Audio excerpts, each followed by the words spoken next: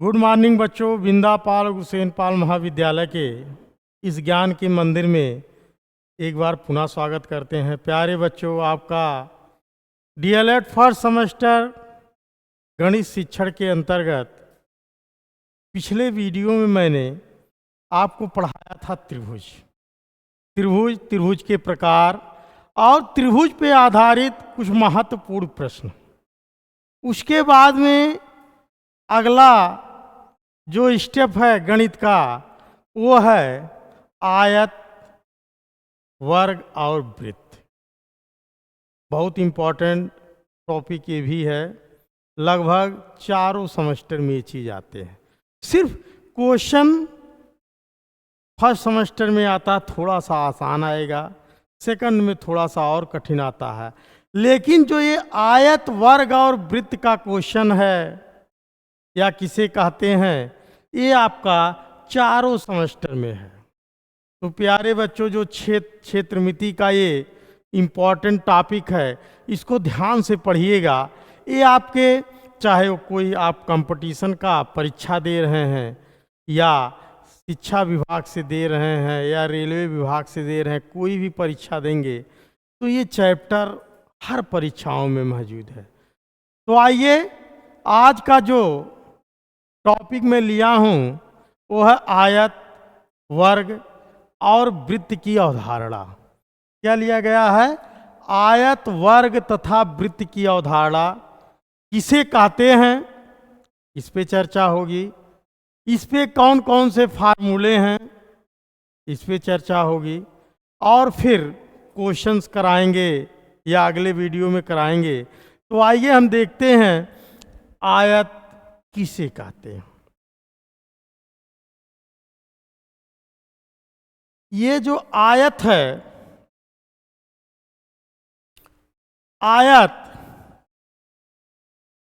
आयत भी एक चतुर्भुज होता है। चतुर्भुज किसे कहते हैं? जिसमें चार भुजाएं होती हैं। चार भुजाओं से घिरी आकृति को क्या कहा जाता है?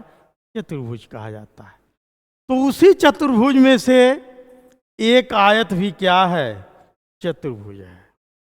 आयत अगर इस तरीके से आपके सामने मैंने आयत बना दिया है, तो ऐसा चतुर्भुज, ध्यान दीजिएगा, चूंकि गणित में प्यारे बच्चों हर चीज लिख के नहीं बताया जा सकता, इसलिए बातों को ध्यान दीजिए, समझिए, और ध्यान से जब आप समझे रहेंगे तो आपको भूलेगा नहीं।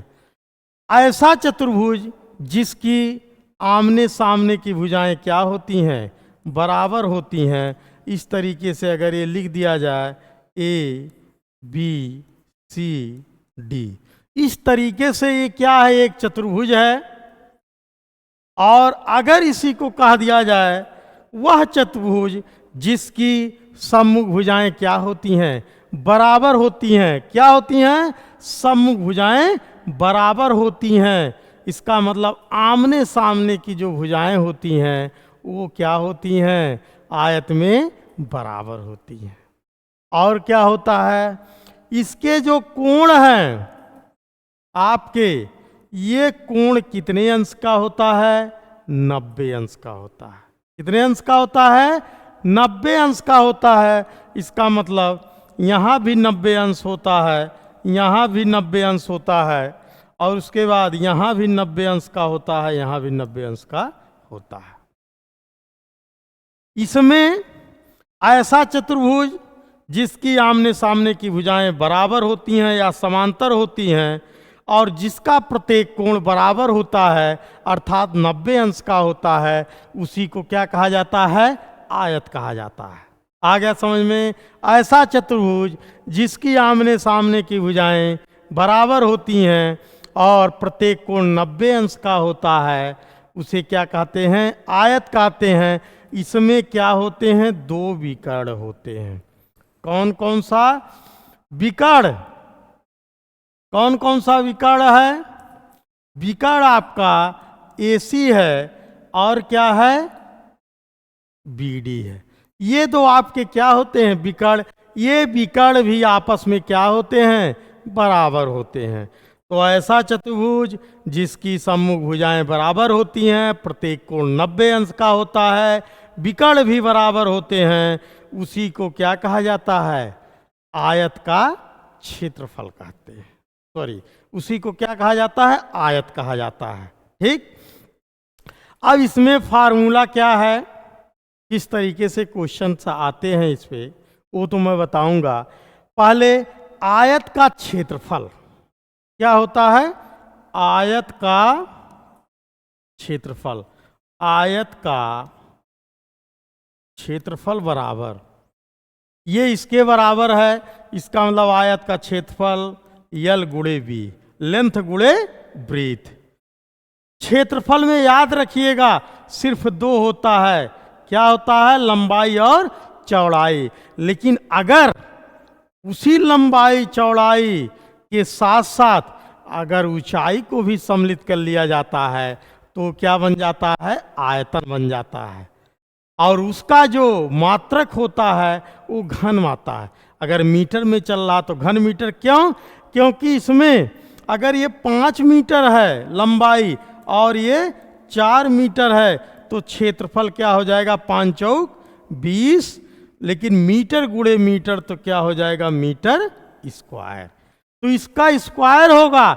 लेकिन अगर ये कह दिया जाए 5 मीटर लंबाई है, 4 मीटर चौड़ाई है, इस तरीके से 5 मीटर लंबाई है, 4 मीटर चौड़ाई है और 3 मीटर का ऊंचाई है, तब ये 5 चौक 20, 20 तियां 60, ये मीटर क्यूब। क्यों?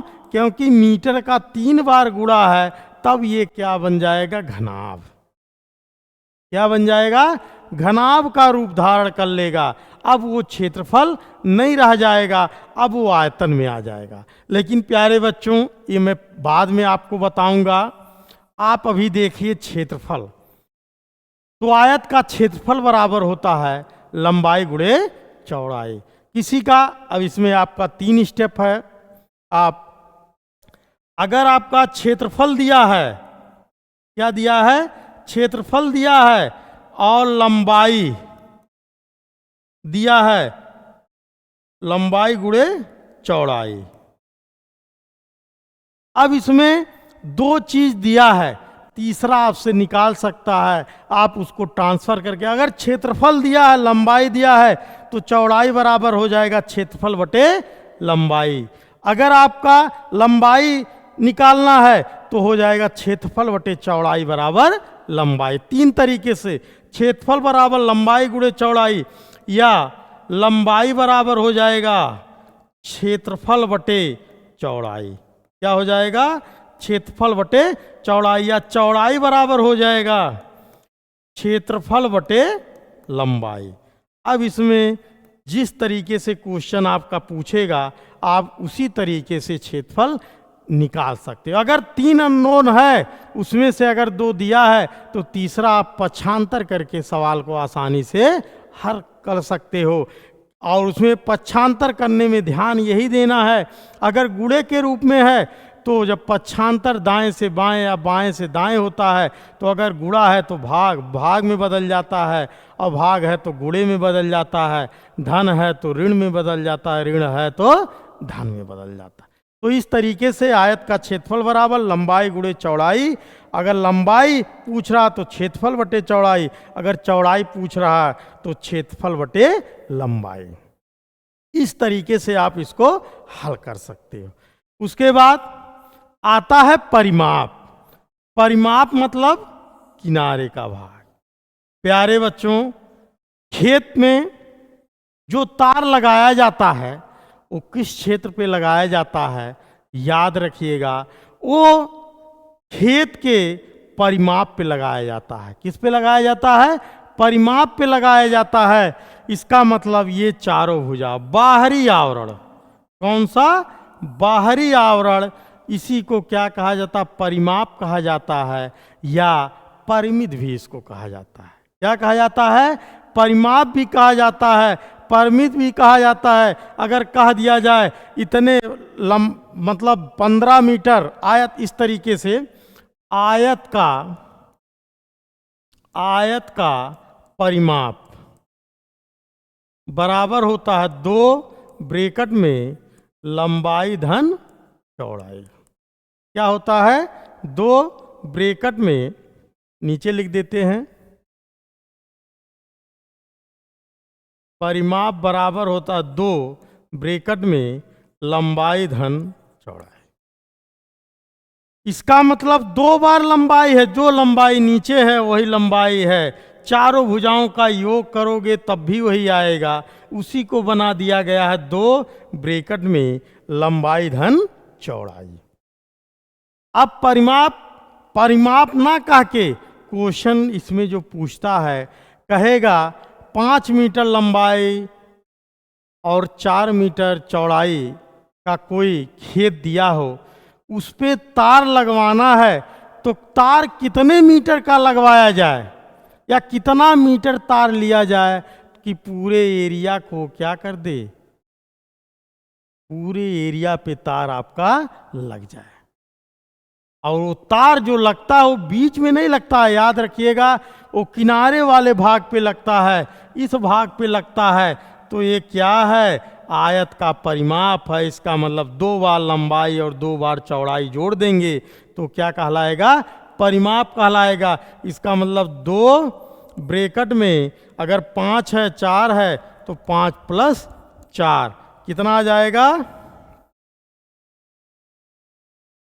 तो 5 4 9, 2 गुणे 9, 9 दूनी 18, 18 मीटर आपका तार लगेगा। अगर 5 मीटर लंबाई और 4 मीटर का चौड़ाई है और तार से आपको घेरना है खेत, तो याद रखिएगा आपका कितना आएगा?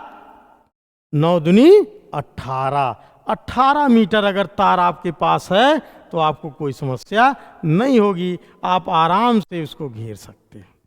तो परिमाप क्या होता है? भुजाओं का योग। तो इसमें लंबाई 2 बार है तो आप आराम से इसको 2 बार काउंट कर लेंगे। तो 2 बार लंबाई 2 बार चौड़ाई जोड़ोगे तो वही 2 ब्रैकेट में लंबाई धन चौड़ाई।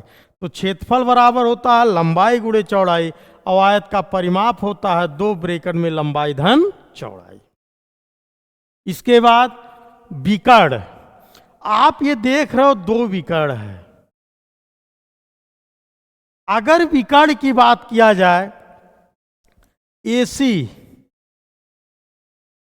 ये यहां आपका कितने अंश का कोण बनता है? किसी भी विकर्ण पे 90 अंश का कोण बनता है।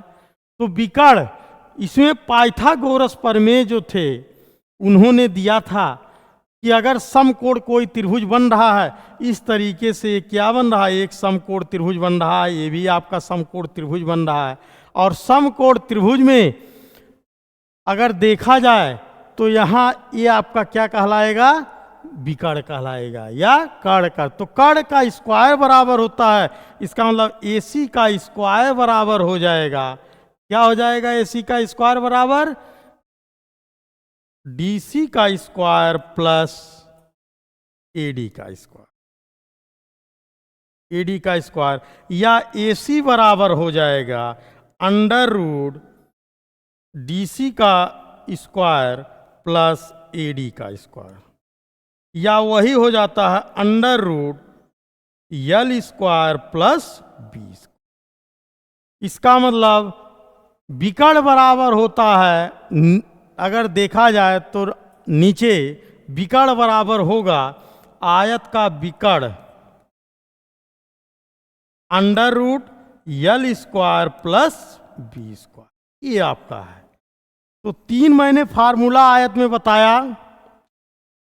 आयत का क्षेत्रफल बराबर लंबाई गुणे चौड़ाई, आयत का परिमाप बराबर 2 ब्रैकेट में लंबाई धन चौड़ाई, और आयत का विकर्ण बराबर होता है √ L square plus B square.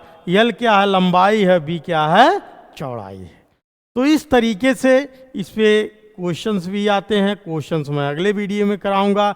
आज का वीडियो ये है, सिर्फ ये समझिए आयत किसे कहते हैं, इस पे कौन कौन से फार्मूले हैं, इस पे किस तरीके से क्वेश्चंस आते हैं।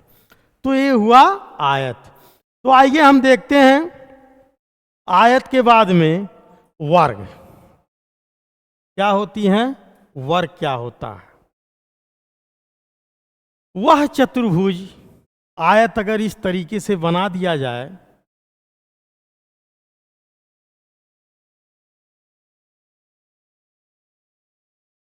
ए बी सी डी, आप देख रहे हो ये भी एक चतुर्भुज है, इसमें भी 4 भुजाएं होती हैं, इसमें भी 4 कोण हैं, लेकिन आपको ये ध्यान देना है कि वर्ग की क्या होती हैं, चारों भुजाएं होती हैं।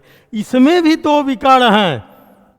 प्यारे बच्चों, अगर आपसे पूछ लिया जाए कि आयत और वर्ग में क्या अंतर है, तो आयत और वर्ग में एक ही अंतर है। क्या अंतर है? आयत की आमने सामने की भुजाएं बराबर होती हैं और वर्ग का क्या होता है, चारों भुजाएं बराबर। इसके भी प्रत्येक कोण 90 अंश के होते हैं, आयत के भी प्रत्येक कोण 90 अंश के होते हैं, उसके भी दोनों विकर्ण बराबर होते हैं, वर्ग के भी दोनों विकर्ण बराबर होते हैं। तो सिर्फ अंतर क्या है, याद रखिएगा, आयत में आमने सामने की भुजाएं बराबर होती हैं और वर्ग का प्रत्येक भुजाएं बराबर होती। तो ऐसा चतुर्भुज जिसकी चारों भुजाएं क्या होती हैं, बराबर होती हैं, प्रत्येक कोण 90 अंश का होता है और दोनों विकर्ण क्या होते हैं, बराबर होते हैं, उसी को क्या कहा जाता है, वर्ग कहा। क्या कहा जाता है, वर्ग कहा जाता है। आ गया समझ में? बहुत बेसिक चीज से चल रहे हैं, एकदम 2-3 के हिसाब से, क्योंकि आपका छूटे ना। फर्स्ट सेमेस्टर में इसी तरीके से छोटे छोटे क्वेश्चंस आते हैं, फिर इसको सेकंड में पढ़ाया जाएगा तो और लंबा करके पढ़ाया जाएगा, इसमें और कितने तरीके से क्वेश्चंस आते हैं। लेकिन फर्स्ट सेमेस्टर में ध्यान दीजिए, इसकी अवधारणा है, फिर इस पे कुछ क्वेश्चंस हैं। वर्ग जिसकी चारों भुजाएं बराबर होती हैं, प्रत्येक कोण 90 अंश का होता है या बराबर होती हैं, और इसके विकर्ण भी क्या होते हैं, बराबर होते हैं, उसी को क्या कहा जाता है, वर्ग का। अब वर्ग का क्षेत्रफल, वर्ग का क्षेत्रफल बराबर जो लंबाई है, अगर भुजा ए मान लिया जाए तो ये भी ए होगा, ये भी ए होगा, ये भी ए होगा, सब ए मीटर ही है। अगर मीटर में बात किया जाए, ए मीटर ही है, तो चारों वर्ग का क्षेत्रफल ए गुणे ए, लंबाई गुणे चौड़ाई, जैसे आप करते हो, तो ए गुणे ए बराबर ए स्क्वायर। अगर मीटर में है तो मीटर स्क्वायर, इसका मतलब होता है भुजा स्क्वायर। वर्ग का क्षेत्रफल क्या होता है, भुजा स्क्वायर। लेकिन याद रखिएगा, अगर विकर्ण दिया है, भुजा ना देके विकर्ण दिया है वर्ग का, और दोनों विकर्ण मैंने बताया आपको बराबर है, तो वर्ग का इसी में क्षेत्रफल हो जाता है 1/2 विकर्ण स्क्वायर। क्या हो जाता है, 1/2 विकर्ण स्क्वायर। ये भी क्षेत्रफल है, भुजा स्क्वायर। अगर भुजा दिया है तो उसी का स्क्वायर कर दोगे तब भी क्षेत्रफल आएगा। अगर विकर्ण दिया है तो 1/2 विकर्ण स्क्वायर। 2 तरीके से क्षेत्रफल। इसका मतलब अगर भुजा दिया है तो भुजा स्क्वायर कर दोगे, अगर विकर्ण दिया तो 1/2 विकर्ण स्क्वायर कर दोगे, तब भी आपका क्षेत्रफल आ जाएगा। अब आइए वर्ग का परिमाप। वर्ग का परिमाप, वर्ग का परिमाप क्या होता है, मैंने बताया क्या होता है, चारों भुजाओं का योग। अगर भुजा ए है तो ए प्लस ए इस तरीके से, तो ये क्या हो जाएगा, 4a। अगर मीटर में चल रहा तो मीटर हो जाएगा। इसका मतलब क्या हो गया, चारों भुजाओं का योग। इसका मतलब 4 इंटू भुजा क्या हो जाता है, 4 इंटू भुजा। ये हो जाता है वर्ग का परिमाप।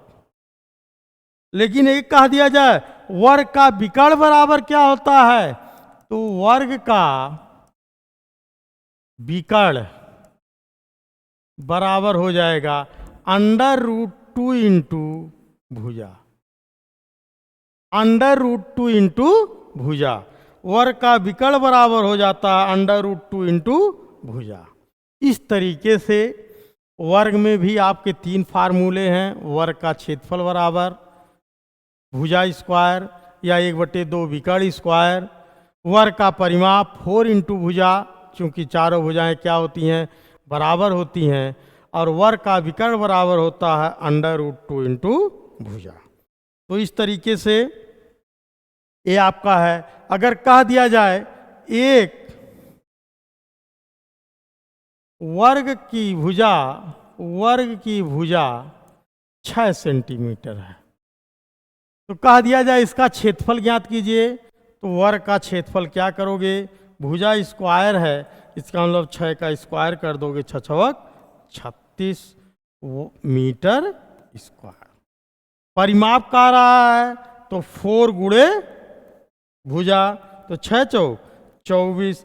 अब मीटर स्क्वायर नहीं होगा क्योंकि आप जोड़ रहे हो, जोड़ने पे स्क्वायर नहीं होता है, यूनिट वही रहता है। इसका मतलब 24 मीटर। अगर 24 मीटर का तार आपके पास है तो इसको पूरी तरीके से घेरा जा सकता है। इसका परिमाप निकाला। कभी काल परिमाप ना कह के परिमित भी कह देता है, परिमित। तो याद रखिएगा परिमित या परिमाप दोनों क्या है, एक ही है। वही वृत्त में जाके क्या कहलाता, परिधि कहलाता। तो इस तरीके से अगर ये कह दे वर्ग का विकर्ण बराबर, तो √2 इंटू भुजा, इसका मतलब 6 √2 सेंटीमीटर या मीटर, जिसमें ये आपका हो जाएगा विकर्ण, 6 गुणे 4 आपका परिमाप, 6 36 से आपका हो जाएगा क्षेत्रफल। तो इस तरीके से आप इसका क्षेत्रफल निकाल सकते हो, परिमाप निकाल सकते हो और विकर्ण निकाल सकते हो। अब इसके बाद में आइए हम देखते हैं वृत्त। वृत्त किसे कहते हैं, सेंटर है। जब बिंदु के बिंदुपथ जिसकी किसी स्थित बिंदु से दूरी क्या हो, समान हो, तो उसी को क्या कहा जाता है, वृत्त कहते हैं। क्या कहते हैं, वृत्त कहते हैं। अब वृत्त में पूछा था एक बार, वृत्त में कितनी त्रिज्याएं होती हैं, तो याद रखिएगा प्यारे बच्चों, कहीं भी आप केंद्र, ये केंद्र आपका है, अगर केंद्र से कहीं भी आप परिधि पे मिला दोगे तो ये क्या कहलाएगा, त्रिज्या कहलाएगा। अगर ये पूछ लिया जाए एक वृत्त में कितनी त्रिज्याएं होती हैं, तो याद रखिएगा एक वृत्त में क्या होती हैं, असंख्य त्रिज्याएं होती हैं। ये आपका कहीं मिला दोगे ये कहलाएगा त्रिज्या, जिसको R से डिनोट करते हैं। और इसी त्रिज्या को अगर इस तरीके से एक और वृत्त बनाया जाए, ये आप R कहलाएगा। इसी R को अगर केंद्र से होकर जाए तो ये आपका R हो गया, तो R कितना हो गया, 2R। और व्यास बराबर क्या होता है, 2R होता है। मतलब त्रिज्या व्यास बराबर 2R, या R बराबर क्या हो जाएगा, व्यास बटे 2। ये आपका होता है। अब ये क्या है, ये किनारे वाला जो बाहरी आवरण है ये कहलाता है क्या, वृत्त की परिधि। और वृत्त की परिधि बराबर होता है 2πr, जहां पाई बराबर क्या होता है, 22/7 माना जाता है कि पाई का मान 22/7। अब इसका अगर क्षेत्रफल निकालना हो तो वृत्त का क्षेत्रफल बराबर हो जाता है πr²। क्या हो जाता है, πr²। परिधि कहेगा तो 2πr, और वृत्त का क्षेत्रफल कहेगा तो πr²। अर्धवृत्त का कहेगा तो 1/2 πr² हो जाता है। तो इस तरीके से प्यारे बच्चों मैंने आयत, वर्ग तथा वृत्त की अवधारणा बताया किसे कहते हैं। अब इसके बाद में इस पे कुछ महत्वपूर्ण क्वेश्चंस हैं, मैं अगले वीडियो में फिर लेके आपके सामने इस पे क्वेश्चंस आऊँगा। तब तक के लिए थैंक